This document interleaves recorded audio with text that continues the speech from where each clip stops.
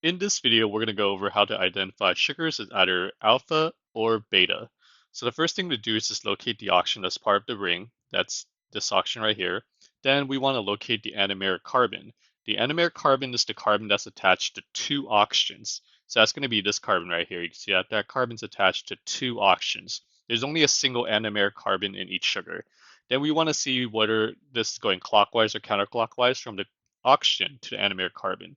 So that is going this way, and that's going to be clockwise. Now that we have identified that it's going in the clockwise direction, we can just use these guidelines.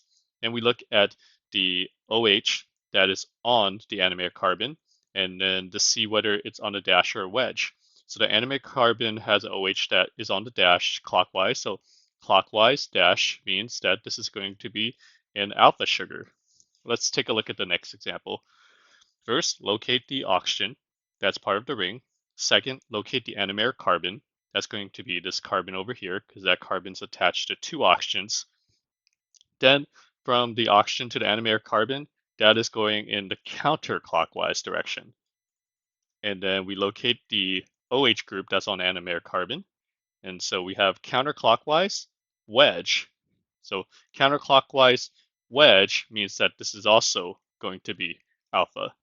So previously it was clockwise, dash, that was alpha, and then this is counterclockwise wedge, and then counterclockwise wedge is also alpha. Let's try a couple more examples. So this one looks a little different, but we're going to take the same approach. First, we're going to locate the oxygen that's on the ring, which is this one, then the anomeric carbon. So this carbon is anomeric because that carbon is attached to two oxygens.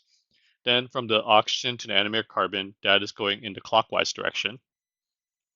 And then we're going to look at the OH that's attached to the anomeric carbon. That's this one.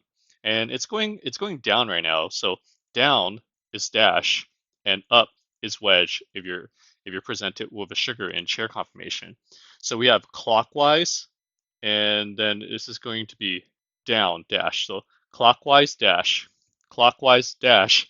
Again, this is going to be alpha. Okay, next example.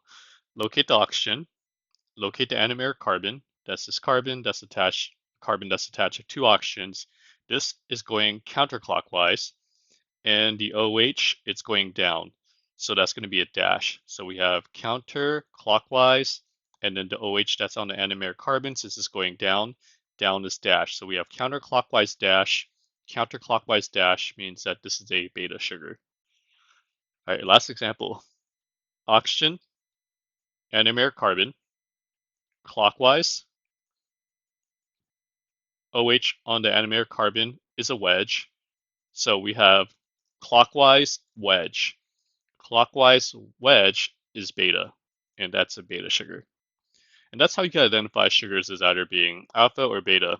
Locate the oxygen, locate the anomeric carbon, see whether it's going clockwise or counterclockwise, and then look at the OH group that's attached to your anomeric carbon.